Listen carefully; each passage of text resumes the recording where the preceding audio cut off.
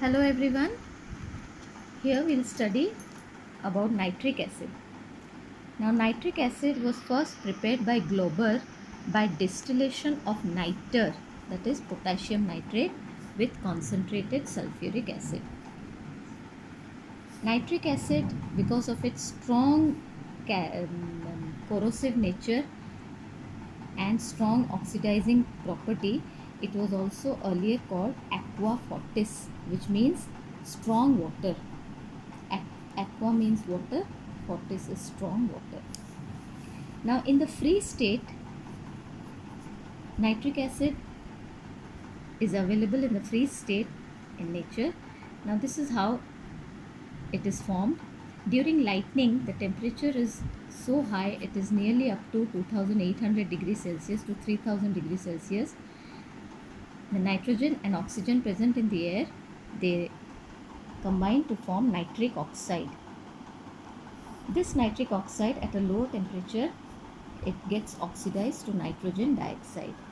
Now nitrogen dioxide is an anhydride of nitric acid, and so when it rains, the rainwater absorbs or dissolves this nitrogen dioxide to form nitric acid, and it is present as acid rain in the atmosphere. In the combined state, it is found as nitrates like chili, saltpeter, and niter, that is potassium nitrate. Now let's come to the laboratory method of preparation of nitric acid. In the laboratory, nitric acid is prepared by the action of concentrated sulfuric acid with nitrates of potassium or sodium. Now here, as in the case of hydrochloric acid, here also the temperature has to be maintained below 200 degrees Celsius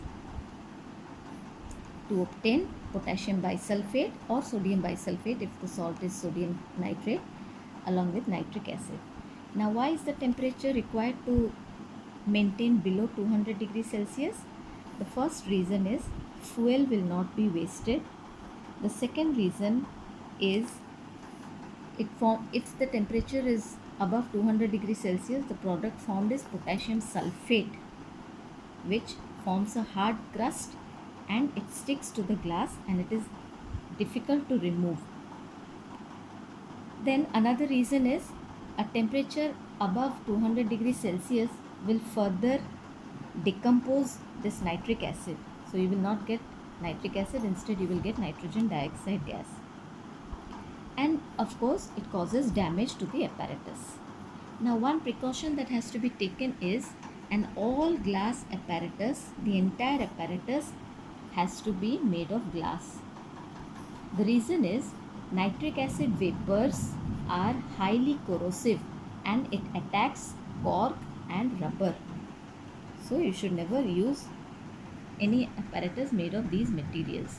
So it's an all glass apparatus. Now pure nitric acid is colorless, but the nitric acid which is present in the laboratory, after keeping for some time, it acquires a yellowish or brownish tinge, yellow or brown color. This is because nitric acid undergoes self-decomposition to form reddish brown nitrogen gas. This is reddish brown nitrogen dioxide gas, reddish brown nitrogen dioxide gas, which remains dissolved in the acid, thus imparting the brown color. Okay, now this is a give reason question which is asked very often. Now this brown color can be removed by two ways, either by bubbling carbon dioxide gas or air, which will drive out the nitrogen dioxide gas, and another reason is by dilution with water. If you dilute it with water, more and more of nitrogen dioxide gas will dissolve to give nitric acid, which is colorless. Next is the manufacture of nitric acid industrially in a large scale, and the process is known as Ostwald's process. Please remember the spelling correctly. It is called Ostwald's process. Now this process also has three main steps. The first step is the catalytic oxidation of ammonia. We had already studied this in ammonia chapter, where ammonia and oxygen are heated in the presence of platinum as the catalyst, very very important, and the temperature should be maintained at 700 to 800 degrees Celsius to get nitric acid and water. And of course, heat is also evolved in this step. Now the ratio of ammonia is to air is 1 is to 10. The reason is, now we will use oxygen in 3 steps. We will be seeing oxygen is required in 3 steps. So only 1/5 of the air is oxygen. That is why the ratio of air taken is much more. Now in the second step, which is called the oxidation chamber, here the nitric acid form is oxidized by oxygen to give reddish brown nitrogen dioxide gas, and this requires a very low temperature of 50 degrees Celsius. You need not heat it again. The heated platinum is enough to carry out the second step.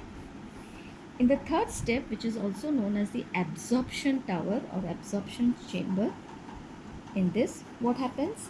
This nitrogen dioxide gas is dissolved in water and oxygen to give nitric acid.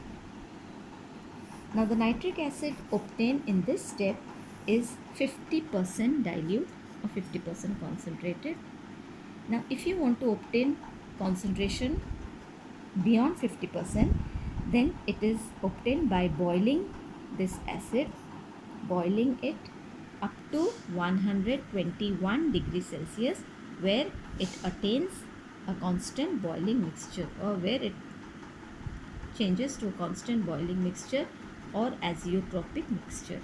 What is an azeotropic mixture? We've already studied. It is a mixture which boils with a constant composition or without change in composition. Now if we want, now at this point both water and acid, they volatilize out, so you cannot concentrate further.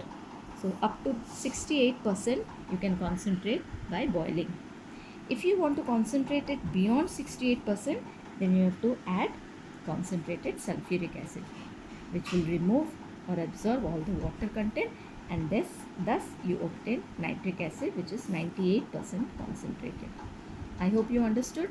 First, by this method you get nitric acid, which is 50% concentrated. Now further concentration is done by boiling it up to 121 degrees Celsius, at which temperature it changes to an azeotropic mixture or azeotrope. At this point both water and nitric acid, they change to vapor, so you cannot further concentrate beyond 68%. If you want nitric acid beyond 68% concentration, then you have to add concentrated sulfuric acid. Next come to properties of nitric acid. Now very dilute nitric acid behaves as a typical acid except with its reaction with metals.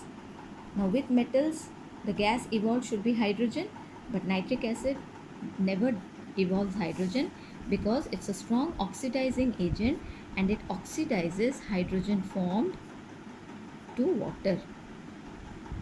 If you want to obtain hydrogen by nitric acid, then you have to take magnesium along with only 1% dilute nitric acid because of its strong oxidizing agent. Rest other properties of acids, these are exhibited by nitric acid. Next we will study about the oxidizing properties of nitric acid. Now oxidizing properties can be studied under two concentrations. First is dilute nitric acid. With cold dilute nitric acid, non-metals like carbon, sulfur and phosphorus, they get oxidized to carbon dioxide. Sorry, this is concentrated nitric acid. Then sulfur also, 6 molecules of HNO3 will give sulfuric acid plus water plus nitrogen dioxide. Remember, with concentrated, the gas evolved is always reddish brown nitrogen dioxide gas, and the test is it turns freshly prepared ferrous sulfate deep brown plus water plus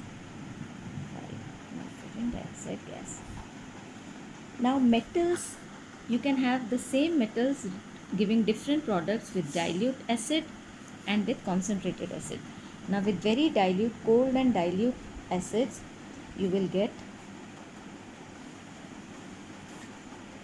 of course, the nitrates of the metals plus water plus nitrogen monoxide.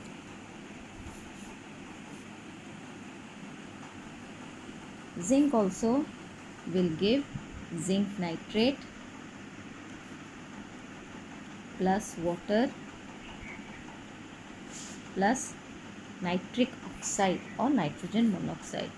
Similar is the reaction with iron. Iron metal will also give nitrate plus water plus nitric oxide. Now remember, with very cold acid, the gas formed is nitrogen monoxide.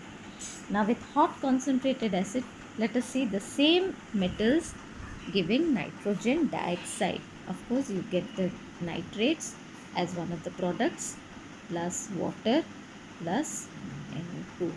Here the gas is reddish brown nitrogen dioxide gas. Similar is the reaction with zinc and iron. Plus 2H2O plus 2NO2. Of course, it's a gas. Now with iron you get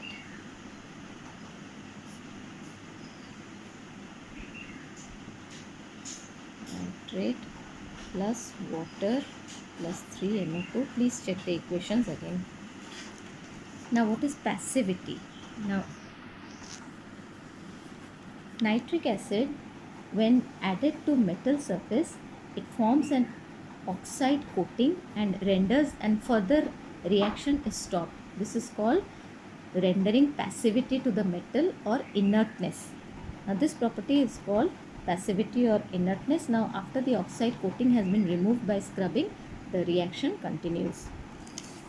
If the layer is removed, the metal becomes active again. So opposite of active is passive. Okay, next property is the formation of aqua regia. We have already studied about aqua regia in the HCl chapter. It is a mixture which is made up of 3 parts by volume of concentrated hydrochloric acid with 1 part by volume of nitric acid, concentrated nitric acid, and this generates nascent chlorine which dissolves noble metals like gold and platinum. Next, we have oxidation of inorganic compounds and organic compounds. The equations are given in the book. Just go through. Next, come to test. Test for nitric acid.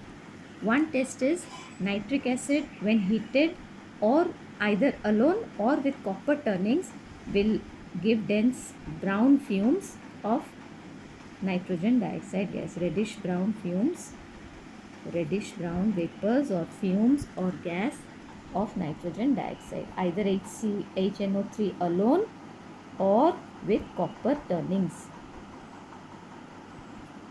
It will give reddish brown fumes. Another test is the brown ring test. Now brown ring test is the test for nitric acid or any nitrates. Now what you do, you take the nitrate solution, any nitrate or dilute nitric acid. To this you add freshly prepared ferrous sulfate solution. Ferrous sulfate solution you add. This is nitric acid and this is freshly prepared ferrous sulfate. Now carefully from the sides of the test tube you add concentrated sulfuric acid. Add from the sides drop wise and allow it to stand for some time. At the junction of the two liquids you will find a brown ring.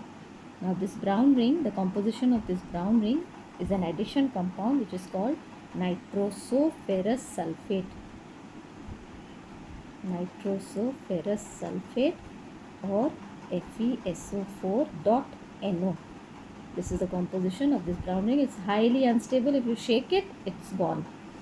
If there is time and you have enough time and you've finished all your practicals, then I will try to show it in the lab. Okay, the next we come to uses of nitric acid. Now, nitric acid is used in the preparation of gunpowder and other explosives like TNT, which is trinitrotoluene, azo dyes, in preparation of aqua regia, which is used in the preparation of gold, platinum, etc. That's all. Rest, please study carefully.